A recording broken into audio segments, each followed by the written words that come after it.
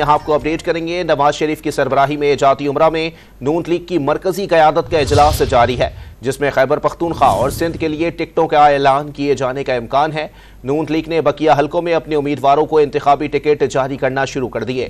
مزید جانتے ہیں ڈان نیوز کے نمائندے عدنان شیخ سے۔ جی عدنان، بتائیے گا کون کون سے امیدواروں کو ٹکٹ جاری ہونے کا امکان ہے؟